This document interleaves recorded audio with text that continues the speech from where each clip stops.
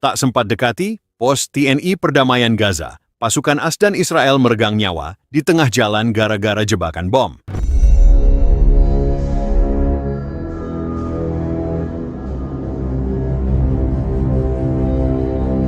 Ketegangan di jalur Gaza kembali memuncak setelah insiden ledakan besar menimpa konvoi militer gabungan Amerika Serikat dan Israel di dekat zona netral yang diawasi oleh pasukan perdamaian TNI. Insiden yang terjadi pada Selasa sore waktu setempat itu menewaskan sedikitnya 12 personel, termasuk 7 tentara UNAS dan 5 dari pasukan pertahanan Israel, IDF. Menurut laporan awal dari sumber militer di lapangan, konvoi tersebut tengah menuju pos Delta 4, sebuah pos pengawasan TNI yang berada di bawah mandat misi perdamaian PBB untuk melakukan koordinasi teknis terkait pengamanan koridor kemanusiaan. Namun sebelum sempat mencapai radius 500 meter dari pos, kendaraan lapis baja yang berada di depan meledak akibat jebakan bom yang ditanam di bawah jalan. Ledakan tersebut memicu ledakan berantai dari 3 alat peledak improvisasi IED lainnya, menghancurkan 3 kendaraan militer, dan menyebabkan kobaran api besar yang terlihat hingga radius 2 km. Komandan Pos TNI, Kolonel Infanteri Rizky Hartanto, menyatakan bahwa pasukannya dalam kondisi siaga penuh namun tidak terkena dampak langsung. Kami sudah mendeteksi potensi ancaman di sektor itu 2 hari sebelumnya. Koordinasi telah kami lakukan, namun pergerakan pihak luar di luar zona aman adalah di luar kendali kami, ujarnya melalui sambungan radio yang dikutip oleh wartawan PBB. TNI yang bertugas dalam kapasitas netral dan tidak bersenjata berat segera mengirim tim medis dan logistik untuk membantu evakuasi korban. Namun medan yang rusak dan potensi jebakan lanjutan mempersulit upaya penyelamatan. Hingga berita ini diturunkan, belum ada pihak yang mengklaim bertanggung jawab atas serangan mematikan tersebut. Namun beberapa analis menyebut kelompok militan lokal kemungkinan besar memanfaatkan meningkatnya ketegangan regional untuk melancarkan serangan terhadap kekuatan asing. Pemerintah Indonesia melalui Kementerian Luar Negeri mengutuk keras aksi kekerasan tersebut dan menyerukan penyelidikan internasional. Kami sangat prihatin atas jatuhnya korban jiwa. Indonesia terus berkomitmen menjaga perdamaian di Gaza, dan insiden ini tidak akan menyurutkan langkah TNI dalam menjalankan misi kemanusiaan, ujar juru bicara Kemlu RI. Sementara itu, Presiden AOTU dan Perdana Menteri Israel langsung mengadakan pertemuan darurat melalui konferensi video membahas respons atas serangan tersebut. Beberapa sumber menyebutkan akan ada perubahan strategi keamanan besar-besaran di wilayah Gaza dalam beberapa hari ke depan. Situasi saat ini masih sangat tegang. Zona aman PBB kini dijaga ketat dan akses menuju wilayah ledakan ditutup total untuk investigasi. Di tengah kabut perang dan upaya damai yang terus berlangsung, insiden ini kembali menunjukkan rapuhnya perdamaian di tanah yang terus diperebutkan.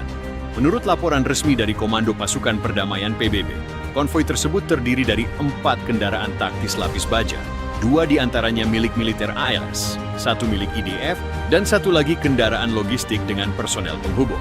Mereka bergerak menuju pos TNI untuk menghadiri pertemuan teknis mengenai rencana koridor evakuasi warga sipil yang terjebak di wilayah utara Gaza. Namun, rencana itu tak pernah terrealisasi.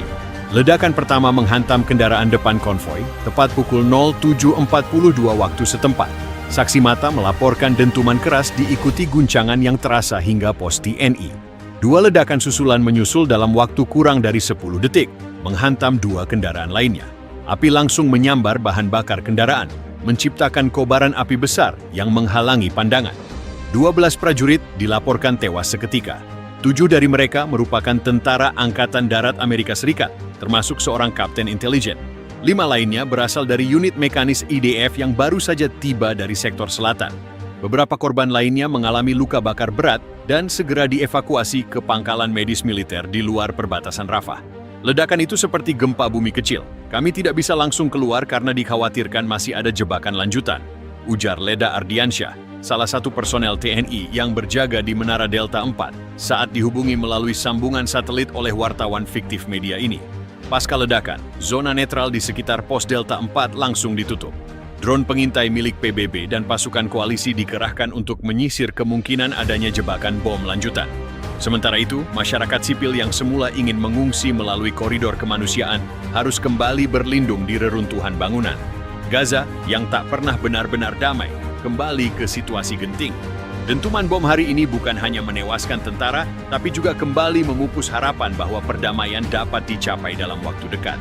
Di tengah reruntuhan dan serpihan kendaraan militer yang terbakar, sekali lagi dunia diingatkan bahwa perang di Gaza bukan hanya perang peluru dan misil, tapi juga perang atas kendali, legitimasi, dan kepentingan global yang tak kunjung usai. Di balik kawat berduri dan beton anti-roket, pos Delta 4 menjadi saksi bisu tragedi yang terjadi hanya sepelemparan batu dari garis aman.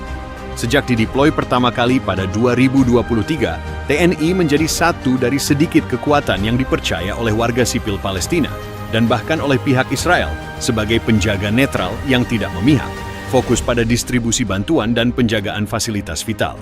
Kolonel Infanteri Rizky Hartanto, Komandan Sektor, dalam pernyataan singkat mengatakan, "Kami dalam status netral, tapi kami tidak netral terhadap nyawa manusia.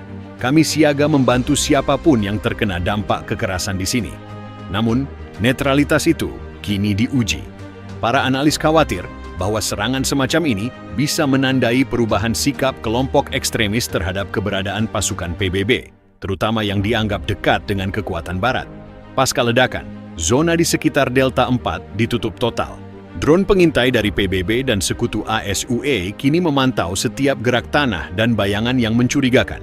Warga sipil diminta menjauh dari radius 2 km dari lokasi ledakan. Koridor kemanusiaan yang direncanakan kini tertunda tanpa batas waktu. Gaza kembali memanas. Yang sebelumnya diharapkan sebagai momen diplomasi berubah menjadi sinyal perang. Dan di tengah reruntuhan, para penjaga perdamaian Indonesia kini berdiri sebagai satu-satunya benteng netral. Meski sewaktu-waktu, itu pun bisa diterjang badai. Gedung Putih mengeluarkan pernyataan duka mendalam dan menyebut serangan ini sebagai penghinaan terhadap upaya perdamaian. Pentagon